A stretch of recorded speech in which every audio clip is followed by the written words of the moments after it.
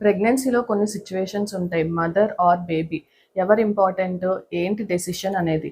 అలాంటి సిచ్యువేషన్ ఏంటంటే, నిన్న ఒక పేషెంట్ 8th మంత్ ప్రెగ్నెన్సీతో బ్లీడింగ్ అండ్ పెయిన్ అబ్డామెన్‌తో వచ్చారు. ముందు చెకప్స్ అన్నీ నార్మల్, బీపీ లేదు, షుగర్ లేదు, ఉమ్మునీరు ప్రాబ్లమ్స్ ఏమీ లేవు. Just she is a normal antenatal patient.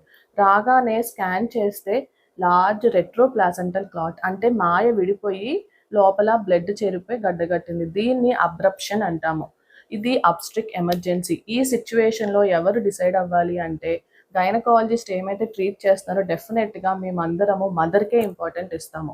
ఎందుకంటే ఈ అబ్రప్షన్ వల్ల లేట్ కాంప్లికేషన్స్ చాలా ఉంటాయి. ఫస్ట్ థింగ్ రీనల్ ఫెయిల్యూర్‌లోకెళ్ళొచ్చు పేషెంట్. నెక్స్ట్ డిక్ అంటాము. అదేంటంటే రక్త కణాలు గడ్డగట్టిపోయి ఓవర్ బ్లీడింగ్ అవ్వడము ఇట్లాంటి ప్రాబ్లమ్స్ ఉంటాయి. సో ఎప్పుడైనా సరే ఈ సిచ్యువేషన్‌లో వస్తే బేబీ ఎంత ఏజ్, ఎలా ఉంది అనేది మేము ఆలోచించం. డెఫినెట్‌గా మదర్ కోసము డెలివరీ చేయాలి. అది సి సెక్షనా, నార్మల్ డెలివరీ అనేది అక్కడుండే గైనకాలజిస్ట్ డిసైడ్ అవ్వాలి. యూజువల్లీ సర్జరీ చేసిన తర్వాత కూడా కొన్ని కాంప్లికేషన్స్ ఉంటాయి. అందుకనే మీరు ఏ హోమ్ రెమెడీస్ వాడొద్దు. ఇంట్లో ఉన్నప్పుడు పెయిన్ వచ్చింది, బ్లీడింగ్ ఉంది అంటే ఇంట్లోనే అవి తీసుకొని వాటర్ తాగడం, వేడి నీళ్ళు తాగితే తగ్గిపోయింది, వాళ్ళకి ఫోన్ చేయడం కాదు.